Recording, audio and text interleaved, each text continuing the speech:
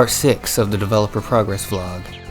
This update is so big I have a bulleted list to make sure I don't miss anything, and I think I'm still forgetting stuff. I'll start with the updates to things you've seen and then talk about the new additions. But stick around because there's some really cool new stuff. Or use the timestamps if you want to skip ahead. I added a button to lock your angle, so in locked mode your movement is absolute instead of relative to your ship.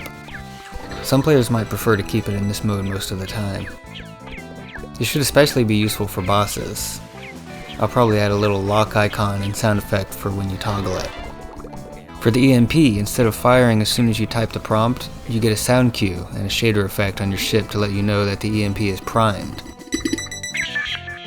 And then you can fire it whenever you want by pressing a button. It gives the player more control.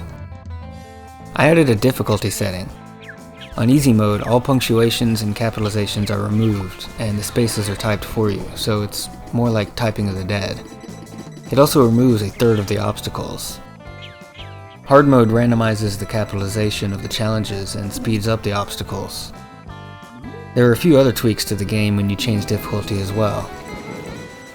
Oh, and you can move the challenge prompt with the mouse now, and it will remember where you put it when you start the game again.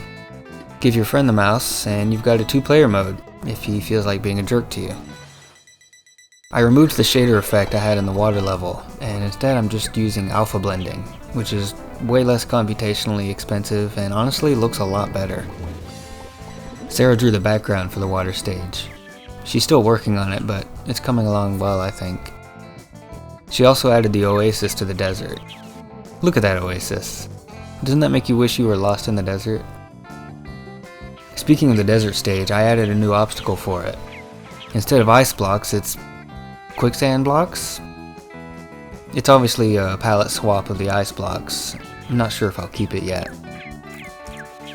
I changed the fire sound and the plasma sound. The latter is the same guitar effect, but with the randomized bit crusher effect instead of the low pass filter I was using. My friend Michael came over with his roommate Serena on Friday night, and we serendipitously added a new stage. They watched me throw together this teddy bear sprite. He kind of moves randomly around until you hit him, and then his stuffing starts to come out, and he chases you for the rest of his life. If you kill him, he explodes into fluff. The forced background image is a placeholder until Sarah draws me one. Serena drew this rock obstacle in like 20 seconds. She's actually an artist, unlike me. Michael's given me a lot of good suggestions that have made it into the game too. He's been working on making Pokemon ROM hacks with custom sprites, so he's in the right mode for it. And while I'm giving out credit, you've probably noticed this awesome effect I'm using when you die, or when an enemy is weakened.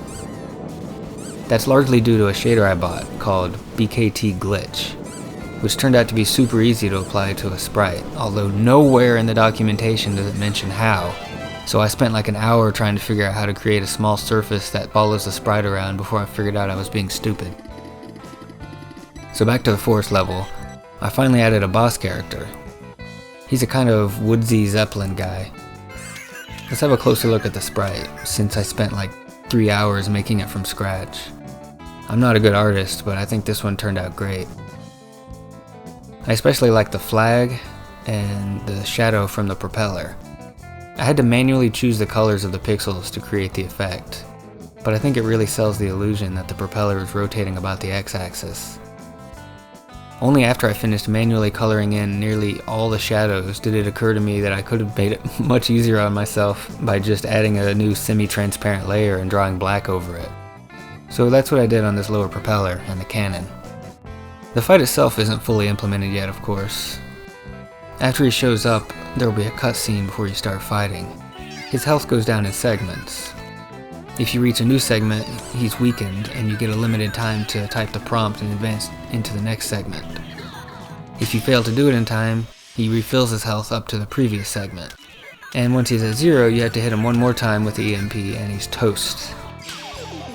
Right now he fires angry teddies at you, which you can kill to build your combo meter up in case your gun level isn't maxed out at this point.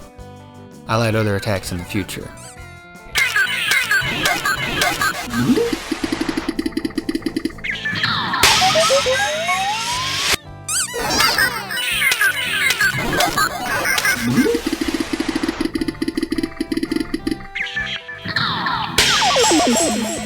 That sound is a combination of multiple things with some effects applied on top. One of them came from a theremin solo in a lo-fi song I made last year.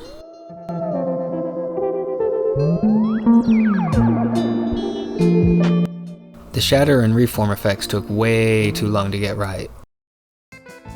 Either one individually wasn't so bad, but as soon as I added the spinning animation to each fragment, that required me to move the origin to the center of the fragment. But doing that really screwed up my logic for when to make them disappear when recombining, and how strong to make the glitch effect as a function of their positions. The spiral animation on the fragments during the final explosion was proving very difficult to get right with Cartesian coordinates. So I dug into my memory of my old Calculus 3 class and switched over to polar coordinates, which made it so much easier. Now I can change the path just by setting how much the angle and the radius change every second. I've added some helpful debug commands to make the testing a lot easier. I also added a pause function, which is a surprisingly tricky thing to do in a video game.